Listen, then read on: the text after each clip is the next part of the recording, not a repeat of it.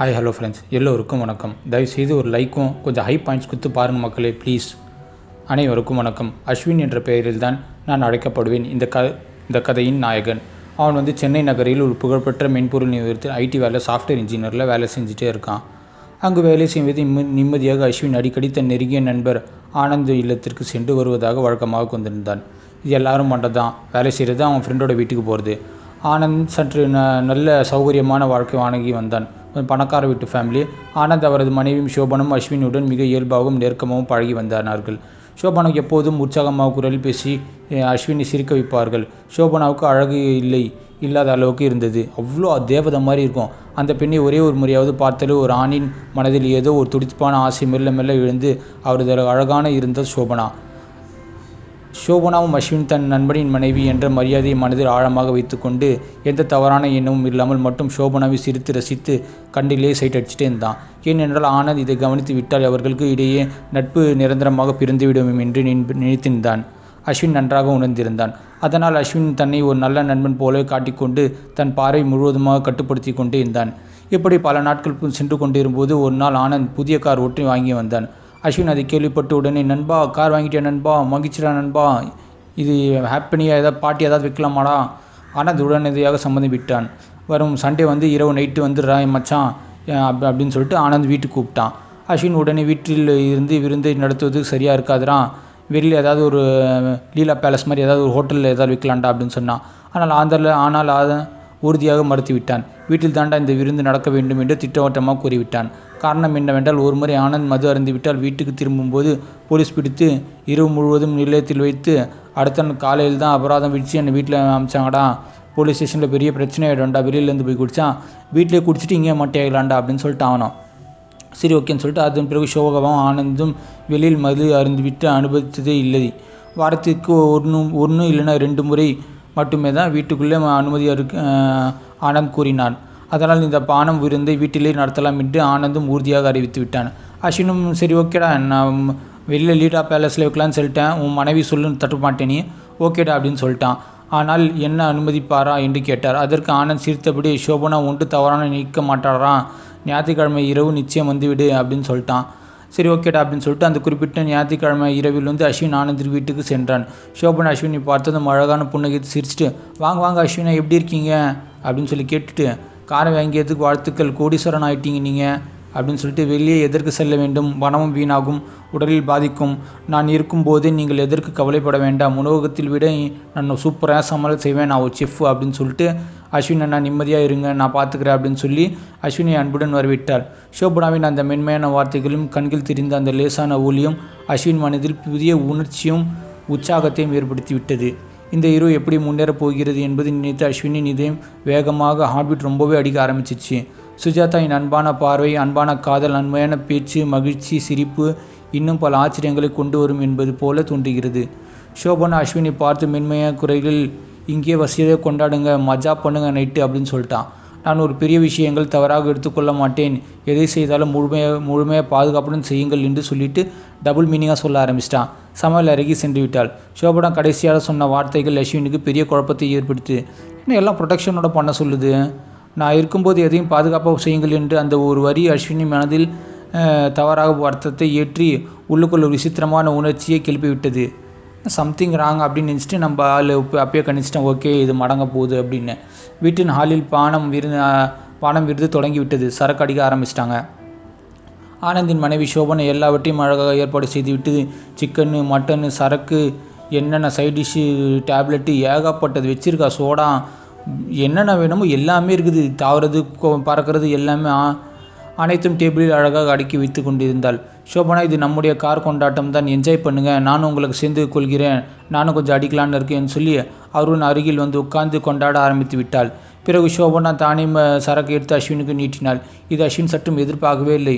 ஷோபனா தனக்கு ஒரு cool drinks ஊற்றிக்கொள்ளு, cheers என்று சொல்லிவிட்டு அஸ்வினும் சியர்ஸ் என்று கூறிவிட்டு ஒரே மடக்கில் டம்ளரை காலி செய்து விட்டார்கள். இதை பார்த்த ஷோபனா அதிர்ச்சியில், ஏன் இவ்வளோ அவசரம்ப்பா, மெதுவாக அடிங்கப்பா, நைட் ஃபுல்லாக சரக்கு அடிக்க போகிறோம், என்னடா நீங்கள் அப்படின்னு சொல்லிட்டு அவள் தலையிலே வச்சுக்கிறான். இந்த இரவு முழுவதும் தான் உங்களுக்கு தான், நன்றாக ரசித்து ருசித்து சாப்பிடுங்கடா என்று அன்புடன் சொன்னான். அஸ்வினும் ஆனந்தனும் 2 பேக் அடித்து பிறகு, ஆனந்த் எனக்கு இதுதான் வரம்பு, இதற்கு மேல் அருந்தினால் பிரச்சனை ஆகிடும் என்று சொன்னாள். அஸ்வின் உடனே சரி நண்பா எனக்கு போதும் அப்படின்னு சொன்னான். ஆனால் ஆனந்த் என்னடா இப்படி சீக்கிரமாக நிறுத்தி விட்டீங்க, இவ்வளோ தானடா உங்கள் தரம் அப்படின்னு நினச்சிட்டு அவன் புலம்ப ஆரம்பிச்சிட்டான். ஏன்டா கொஞ்சம் இதுக்கே போதை வருதுன்னு சொல்லிட்டு போயிட்டீங்களாடா, இதுக்காகடா என்னை கூப்பிட்டீங்க அப்படின்னு சொல்லிட்டு அஸ்வின் இல்லை இன்னும் கொஞ்சம் அருந்தலாம், இன்னும் ஒரு 2-3 ரவுண்டு போகலான்டா அப்படின்னு சொன்னான்.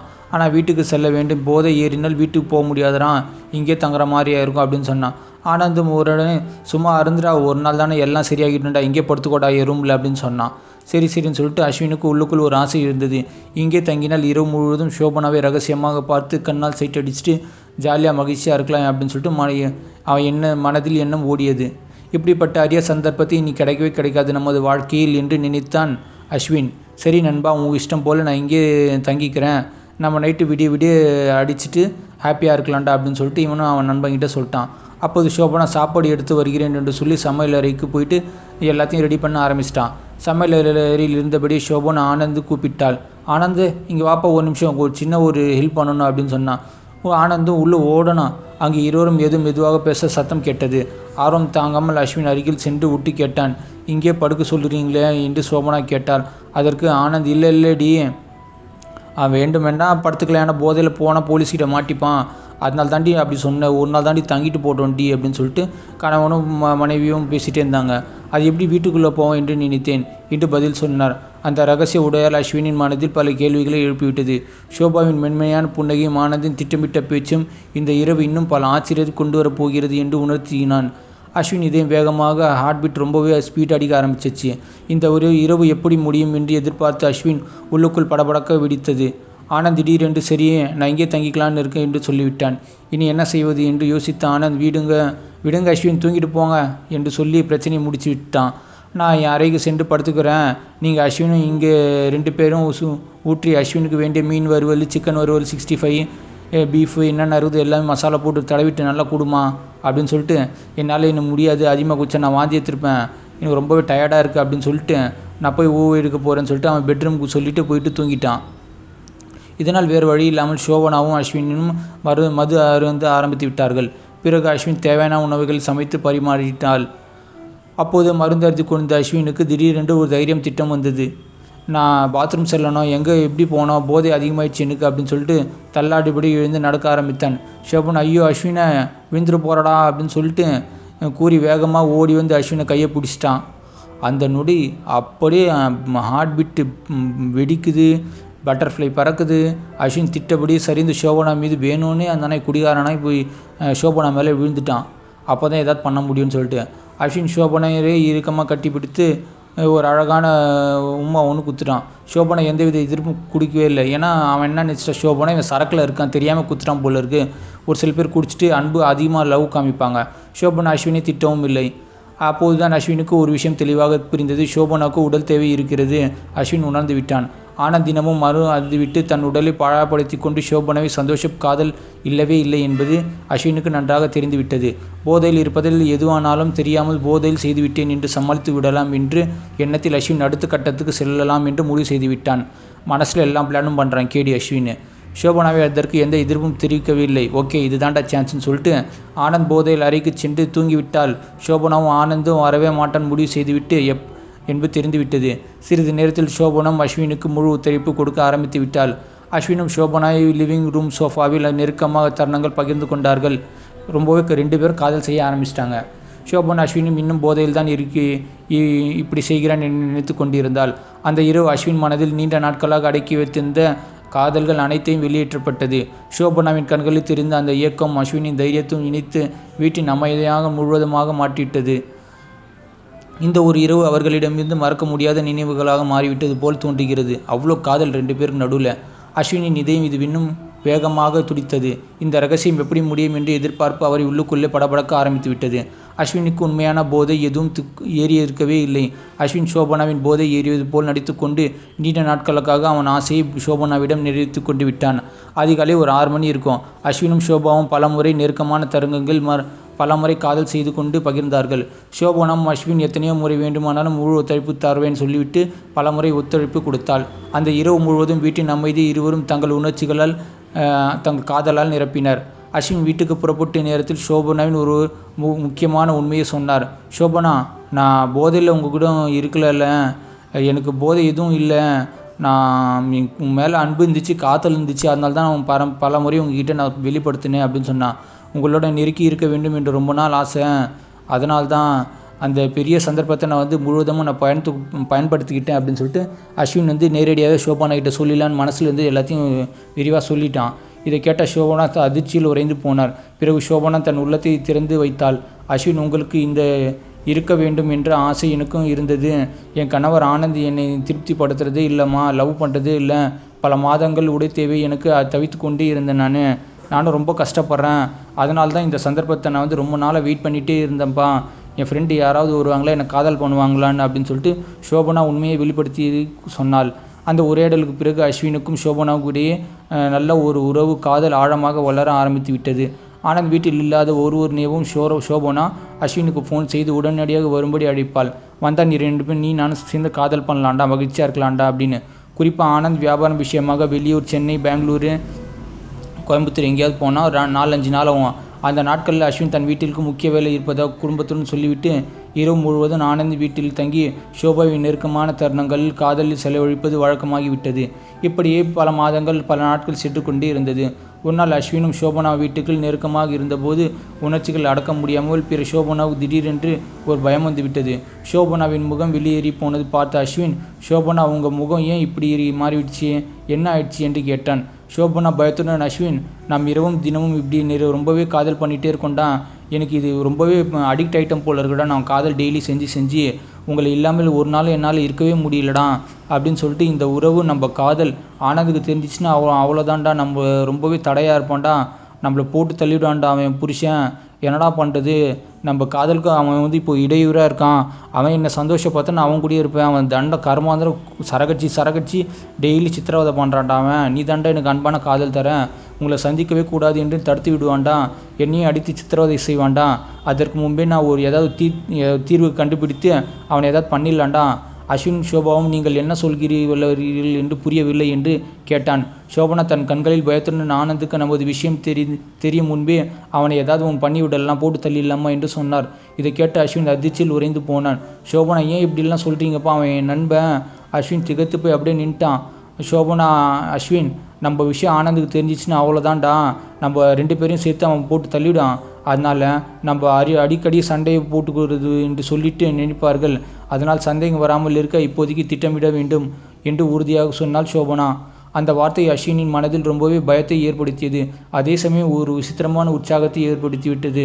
இருவருக்கும் இடையே இருக்குது அவன் புருஷன் மட்டும்தான்.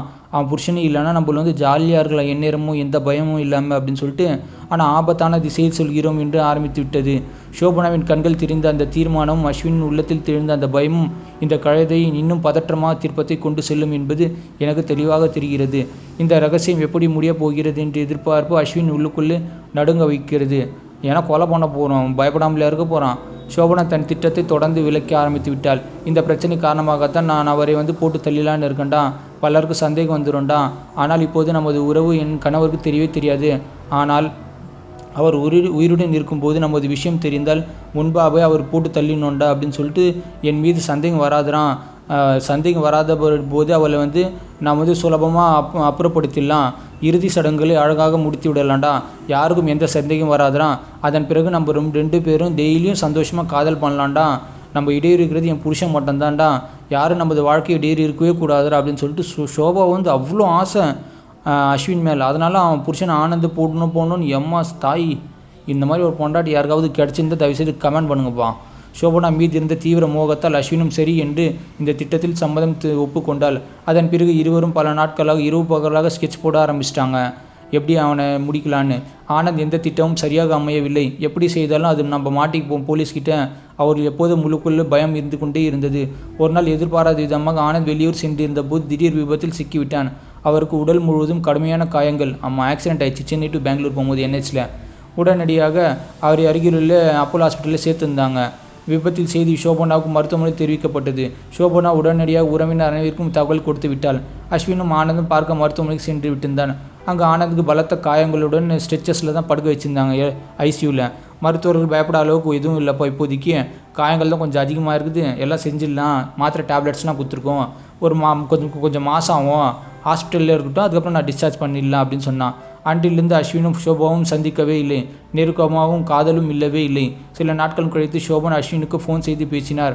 அஸ்வினை பார்த்தீங்களா, என் கணவர் விபத்து, ஆனால் இந்த 10 நாட்களில் நம்ம இருவரும் சந்திக்கவே முடியல, எவ்வளோ தவித்தோம், நம்ம உறவு காதல் இல்லாமல் தெரிந்து விட்டால் நமக்கு நிலைமை என்ன ஆகும், அதன் பிறகு நம்ம சந்திக்கவே முடியாது. அதனால் என்ன சொல்கிறேன்னா, அவருக்கு இந்த விஷயம் தெரியறதுக்கு முன்னாடியே நம்ம என்னென்ன பண்ணணுமோ எல்லாத்தையும் போட்டு முடிச்சிடலாம்.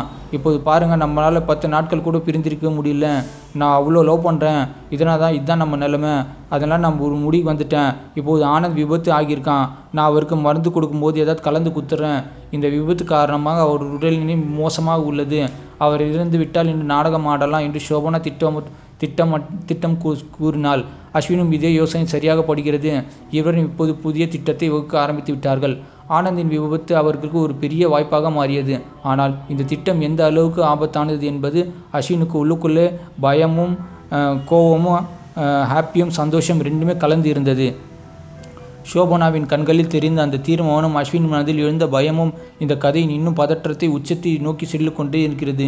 இந்த இரகசிய திட்டத்தால் என்ன நடக்கப் போகிறது என்று எதிர்பார்ப்பு அவர்களுக்கு இரவு முழுவதும் தூங்காமல் இருந்தார்கள். ஏன்னா ஒருத்தன் போட்டு தள்ளுறது பயம் இருக்குமா இருக்காதான், மனுஷன் நம்ம. சோபனாவின் திட்டத்தை கேட்ட அஸ்வின் உடனே ஒரு கூலிப்படை ஆட்கள் பக்கத்திலே இருக்க காஞ்சிபுரத்தில் ஒரு கூலிப்படை ஆட்கள் 1,00,000 ரூபாய் கொடுத்து ரெடி பண்ணான். அப்போது சோபனா அஸ்வின், நான் என் கணவரை மருந்து கொடுக்கும் சாக்கில் அதோடு சேர்ந்து தூக்க மாத்திரையும் கலந்து குத்துறேன், அவன் தூக்கத்தில் இருக்கும்போது நம்ம 2 பேரும் சேர்ந்து அவனை கழுத்தரிச்சு போட்டு தள்ளிடலாம், கெட்டால் விபத்தில் இறந்துட்டான், காயங்கள் இருக்குது, அதனால் பிரச்சனை இல்லை, நாடகம் ஆடிடலாம், எல்லோரும் நம்பிடுவாங்க அப்படின்னு சொன்னான் பொண்டாட்டி. அஸ்வின் சரி என்று ஒப்புக்கொண்டான். அஸ்வின் கூலிப்படை ஆட்களை சந்தித்து அவர்கள் நாங்கள் உங்களுக்கு உதவுகிறோம் என்று சொல்லி ஒரு 15 லட்சத்தை கொடுத்துட்டான். அஸ்வின் தொகை மிகவும் அதிகமாகிறதுன்னு சொன்னார். அதற்கு அவர்கள் விருப்பம் இருந்தால் கொடுங்க, இல்லைனா போங்க, எனக்கு வேறு ஆளுங்க இருக்காங்க, போட்டு தள்ளுறது ஏகப்பட்ட பேர் க்யூவில் வந்து நிற்கிறாங்க. அஸ்வின் இது சோபனாவிடம் சொன்னார். சோபனான், பரவாயில்ல, என்கிட்ட 15 லட்சம் தானே, 20 லட்சம் 30 லட்சம் கேட்டாலும் கொடுத்துருங்க, என்கிட்ட நகை இருக்குது, என்கிட்ட வீடே இருக்குது, சொந்த வீடே இருக்குது, நான் தரேன் உங்களுக்கு அப்படின்னு சொல்லிட்டு சோபனா சொல்கிறான். முன்பணமாக ஒரு 5 லட்சம் மட்டும் கொடுத்தான். காரியத்தை சரியாக முடிச்சுன்னா மிச்சம் ஒரு 15 லட்சம் நான் உங்களுக்கு தரேன் அப்படின்னு சொல்லிட்டு சொன்னான். கூலிப்படை ஆட்கள் அதற்கு ஒப்புக்கொண்டார்கள். அன்றிரவு சோபன் ஆனந்துக்கு வழக்கமாக கொடுக்கும் மருந்து மாத்திரைகளில் ஒரு 4-5 தூக்க மாத்திரை கலந்து கொடுத்துட்டா. கேடி பொண்டாட்டியா இது, விஷக்கிருமி. ஆனந்தும் சிறிது நேரத்தில் ஆனந்த் தூங்கிவிட்டார். சோபனா உடனே அஸ்வினுக்கு ஃபோன் செய்து, நான் சொன்னபடியே மாத்திரைலாம் குத்துட்டீங்களா அப்படின்னு, நீங்கள் அவரது கதையை முடிச்சிடுங்க என்று சொல்லிவிட்டாள். அஸ்வினும் தன் கூலிப்படை ஆட்களை உடனடியாக சோபாவின் வீட்டுக்கு சென்றார்கள். தூங்கிக் கொண்டிருந்த தனது கணவர் முகத்தில் தயார்நிலை வைத்து கொண்டு முடித்து விட்டார்கள். பிறகு அவரது கழுத்தில் கயிற்று போட்டு இறுக்கமாக அணைத்து விட்டார்கள். ஆனந்தம் இறந்து விட்டான் உறுதி செய்துவிட்ட பிறகு அஸ்வினும் கூலிப்படை ஆட்களுக்கு அங்கிருந்து வெளியேற்றி சென்றார்கள். மறுநாள் காலையில் சோபனா திட்டமிடிய நாடகத்தை அரங்கேற்ற ஆரம்பித்து விட்டாள். கேடி மனைவி, சை, என் கணவர் திடீரென்று இறந்து விட்டார், ஹார்ட் அட்டாக் வந்து, விபத்து காரணமாக தான் அவர் இறந்துட்டார், காயங்கள்லாம் இருக்குது, அவர் பரிதாபமாக இறந்துட்டார் அப்படின்னு சொல்லிட்டு சோகபானாவது ஒரே அழுக, கண்ணிலேருந்து தாரையாக தண்ணி ஒழுது. என்னம்மா ஆக்டிங்கு. உறவினர்கள் ஆனந்தின் தந்தை உட்பட அனைவருமே இது செய்தி கேட்டு வீட்டுக்கு ஓடோடி வந்து விட்டார்கள். எல்லோரும் அதிர்ச்சியில் வீட்டுக்கு ஓடி வந்தார்கள். ஆனால் ஆனந்தின் தந்தை மட்டும் பெரிய சந்தேகம் எழுந்தது. ஏனென்றால் மருத்துவமனையில் மருத்துவர்கள் 10 நாட்கள் 20 நாட்களில் ஓய்வு எடுத்தால் போதும், அவன் சரியாகிடும்னு சொன்னாங்க. ஆனால் எப்படி என் பையன் இறந்தான்னு எனக்கு தெரியவே இல்லைன்னு சொல்லிட்டு அவங்க அப்பாவுக்கு பெரிய டவுட் வந்துச்சு. அந்த வார்த்தைகள் ஆனந்தின் தந்தை மனதில் ஆழமாகவே பதிந்திருந்தது. இப்போ திடீரென்று மரணங்கிறது எனக்கு ரொம்பவே சந்தேகமாக இருக்குது. இந்த நாடகம் எவ்வளோ நேரம் தான் தாக்கு பிடிக்கும் என்று தெரியாத நிலையில் அஸ்வினும் சோபனும் உள்ளுக்குள் பதட்டத்தில் பயந்துட்டே இருந்தாங்க. ஆனந்தின் தந்தையின் சந்தேக பார்வை இந்த இரகசிய வெளிச்சத்துக்கு கொண்டு வரும் அபாயத்தை உணர்த்தியது. இந்த சம்பவத்துக்கு பிறகு அவர்களின் வாழ்க்கை இப்போது ரொம்பவே ஆபத்தான டைரக்ஷன் நோக்கி தான் அவங்க போயிட்டு இருக்குது என்பது 2 பேருக்கு நல்லா தெரிஞ்சிச்சு. ஒருவேளை நம்ம மாட்டி போவோமோ இல்லையோன்னு. ஏன்னா அவங்க அப்பா செம்ம ஸ்மார்ட்டாக இருக்கார். இரவு முழுவதும் அஸ்வினின் மனதில் இருந்த பயமும் சோபனா முகத்தில் பதற்றமும் தெளிவாக தெரிந்தது. ஆனந்தின் தந்தை மரணத்தை பார்த்து அதிர்ச்சியில் உறைந்து போனார். இப்படி இறந்து போகும் அளவுக்கு பெரிய காயம் எதுவும் இல்லையம்மா, எப்படிமா அவன் இறந்தான், என் மகனுக்கு ஹார்ட் அட்டாக்லாம் வந்திருக்காது, டாக்டர்லாம் நல்லா இருக்குதுன்னு தான் சொன்னாங்க, சின்ன சின்ன காயம்தான், ஆனால் நீங்கள் திடீர்னு இப்படி செத்துறேன்னு சொன்னோடனே எனக்கு ரொம்பவே சந்தேகமாக இருக்குது, முதல்ல உன் மேலே தாண்டி சந்தேகமாக இருக்குதுன்னு சொல்லிட்டு சோபா மீது கத்த ஆரம்பித்து விட்டான் ஆனந்தின் தந்தை. ஏனென்றால் விபத்துக்கு பிறகு ஆனந்த் நெருக்கமாக இருந்தவரோ சோபனா மட்டும்தான். வேறு யாரும் அவருக்கு நெருங்க கூட விடவில்லை அவள். அதனால் என் மருமகள் ஏதோ தவறு செய்திருக்கிறாள் என்ற எண்ணம் ஆனந்தின் தந்தைக்கு மனதில் ஆழமாக பதிந்து விட்டது. அந்த சந்தேகத்தில் தான் ஆனந்தின் தந்தை நேராக போலீஸ் நிலையத்துக்கு பக்கத்தில் இருக்க சென்னையிலே ஒரு ராயப்பேட்டை போலீஸ் ஸ்டேஷனில் போயிட்டு இந்த மாதிரி புகார் கொடுத்துட்டான். இது அஸ்வினும் சோபனாவும் சற்று எதிர்பார்க்கவே இல்லை. போலீஸ் உடனடியாக ஆனந்தின் உடலில் கைப்பற்றி ராயபுரத்தில் இருக்க ஜிஎஸ்சில் போயிட்டு இது போஸ்ட்மார்ட்டம் பண்ணுங்க டாக்டர், அப்போ தான் என் பையன் நார்மலாக செத்தானா இல்லை யாராவது போட்டு தள்ளிட்டாங்களா அப்படின்னு சொல்லிட்டு சொன்னாங்க. அப்போது விஷ்ணும் சோபனாவும் நாம் மாட்டிக்கிட்டோம் என்று உள்ளுக்குள் உணர ஆரம்பித்து விட்டார்கள். பிரேத பரிசோதனை அறிக்கை வெளியே வந்துவிட்டது. அதில் ஆனந்த் கழுத்தில் நெருக்கப்பட்டு மாத்திரை கொடுத்து தான் போட்டு தள்ளியிருக்காங்க அப்படின்னு சொல்லிட்டு தெளிவாக வந்துச்சு. இதை பார்த்ததும் போலீஸார் சாதாரண மரணம்னு நானும் நினச்சிட்டோம், சாரி சார், இப்போ தான் எங்களுக்கு உண்மையே தெரியுது, யாரும் பையனை கொலை பண்ணியிருக்காங்க. உடனே சோபாவை அழைத்து போலீஸார் அவங்க பாணியில் விசாரிக்க ஆரம்பிச்சிட்டாங்க. பரிசோதனை ரிப்போர்ட்லாம் காமிச்சிட்டு முதல்ல சோபானாகிட்ட காமிச்சோம், இந்தாம்மா நீ தாம்மா ஏதாவது பண்ணியான்னு. இல்லை இல்லைன்னு எவ்வளோ பொய் சொன்னான். அவளால் எங்கும் தப்பித்தும் ஓடவும் முடியவில்லை. வேறு வழி இல்லாமல் சோபனா அனைத்து உண்மையும் கடைசியில் ஒப்புக்கொண்டாள். இதனால் அஸ்வினுக்கும் சோபனாவுக்கும் இடையே இருந்த நெருக்கமான காதல் உறவு அனைவருக்கும் வெளியே வந்துவிட்டது. கொலை குற்றத்திற்காக போலீஸ் அஸ்வினையும் கைது செய்தார்கள். அஸ்வினுக்கு அளித்த வாக்குமூலத்தின் அடிப்படையில் ஒரு 15 லட்சம் பணத்தை பெற்று கொலை செய்த கூலிப்படை ஆட்களும் 2 போலீஸாரும் கைது செய்து விட்டார்கள். இதில் போலீஸ் கூட உடந்த கேடி பசங்க. இந்த சம்பவம் அந்த பகுதியில் பெரும் படப்பை. சென்னையிலே ரொம்பவே ஷாக் ஆயிடுச்சு இந்த செய்தி கேட்டது. அமைதியான ஒரு குடும்பம் என்று எல்லோரும் நினைத்து இந்த இடத்தில் இருந்து கொடூரமான சதி அனைவரையும் அதிர்த்த வைத்தது.